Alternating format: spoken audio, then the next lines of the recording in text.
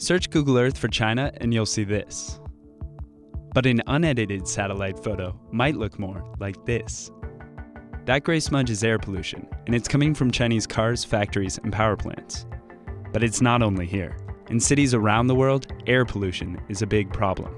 A majority of humans now live in cities, and that number is only going to rise, which means more cars, more factories, and more power plants.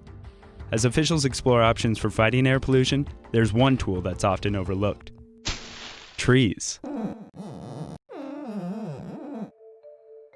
Cities are centers of industry, but the resulting pollution is filling our lungs and making us sick.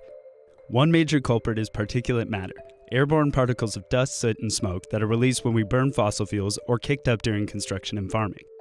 When we inhale them, they can cause asthma, and they can also enter our bloodstream to cause strokes and even death. Experts estimate that outdoor air pollution kills over 3 million people a year. And as cities grow, leaders are funding creative and often expensive solutions for the problem. In London, the mayor spent over £1 million spraying city streets with an adhesive that was supposed to glue pollutants to the road.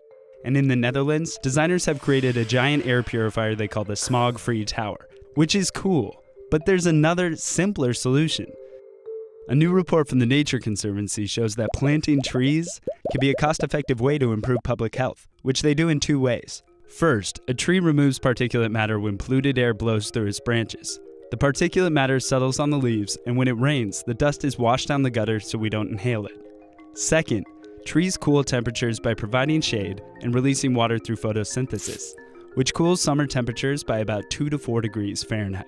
But there is a catch. Trees can only clean and cool the air within a close radius, about 100 feet, so city officials need to be careful where they plant. Officials can maximize pollution reduction by planting trees where population density and air pollution overlap. The Nature Conservancy report uses data from Washington, D.C. to create a map showing where planting trees will have the highest return on investment. And some trees work better than others. Trees with larger, stickier leaves, like maples and elms, are more effective, but they also need to be considered within the larger ecosystem. Compared to DC, many cities around the world have even more to gain from planting trees. This map shows where return on investment is highest for reducing particulate matter. With proper targeting, planting trees can be just as cost-effective as other strategies, like converting public transportation to use less diesel fuel. But there is one major limiting factor: water access.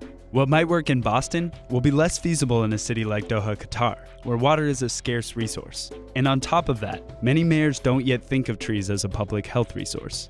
Trees might not look like giant air filters, but that's exactly what they are. And the sooner we start thinking of them that way, the sooner the air we breathe might be cooler and cleaner in cities around the world.